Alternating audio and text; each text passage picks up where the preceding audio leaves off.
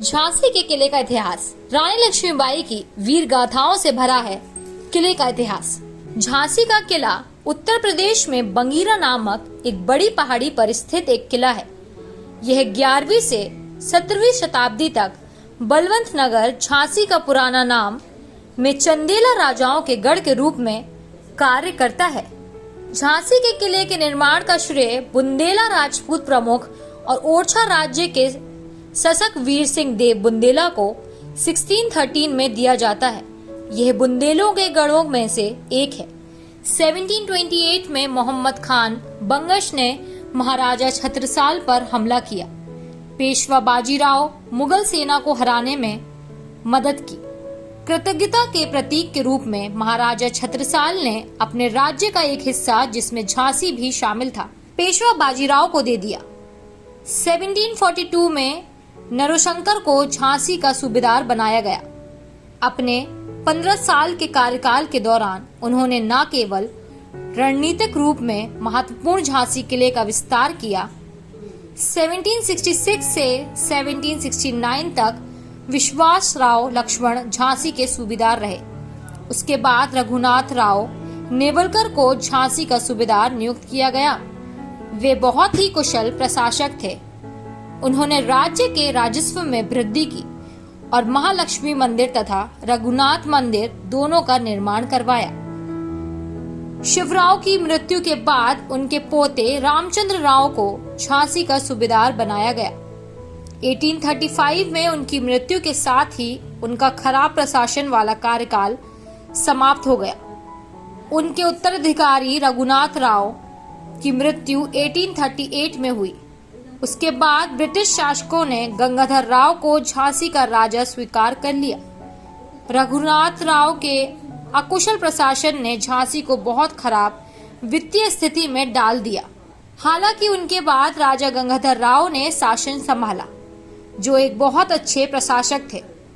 बताया जाता है कि वे बहुत उदार और सहानुभूतिपूर्ण थे और झांसी की स्थानीय आबादी उनसे काफी संतुष्ट थी। 1842 में राजा गंगाधर राव ने मणिकर्णिका तांबे से विवाह किया, जिन्हें लक्ष्मीबाई का नया नाम दिया गया। उन्होंने 1851 में एक लड़के को जन्म दिया, जिसका नाम बाद में दामोदर राव रखा गया, जिसकी 4 महीने बाद मृत्यु हो गई। महाराजा ने आनंद राव नामक एक बच्चे को गोद लिया, जो गंगाधर राव के चचेरे भाई का बेटा था, जिसका नाम बदलकर महाराजा की मृत्यु के से एक दिन पहले दामोदर राव रखा गया था। गोद लेने की यह रस्म ब्रिटिश राजनीतिक अधिकारी की उपस्थिति में हुई थी, जिसे महाराजा की ओर से एक पत्र दिया गया था, जिसमें निर्देश दिया गया था कि बच्चे के साथ सम्मान से पेश आया जाए और झांसी का शासन उसकी विधवा को उसके जीवन काल के लिए दिया जाए। नवंबर 1853 में महाराजा की मृत्यु के बाद, क्योंकि दामोदर राव को गोद लिया गया था, गवर्नर जनरल लॉर्ड डलहौजी ने अधीन ब्रिटिश ईस्ट इंडिया कंपनी ने व्यापक सिद्धांत लागू किया। दामोदर राव के सिंहासन के दावे को खारिज कर दिया और राज्य को अपने क्षेत्रों में मिला लिया।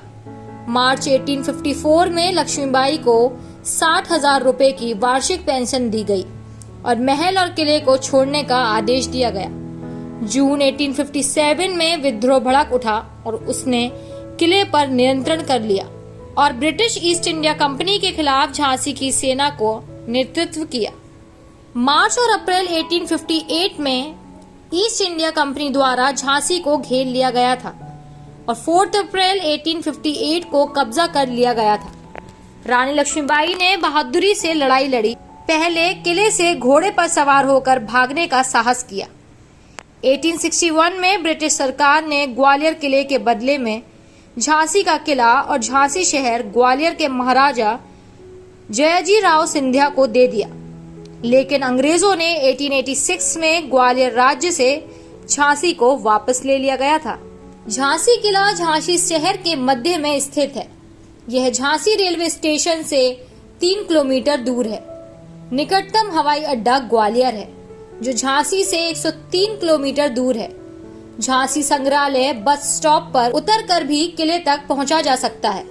रानी लक्ष्मीबाई ने अपने अद्भुत शौर्य और पराक्रम से अंग्रेजी हुकूमत की नींव हिलाकर भारतीय इतिहास में एक स्वर्णिम अध्याय लिखा।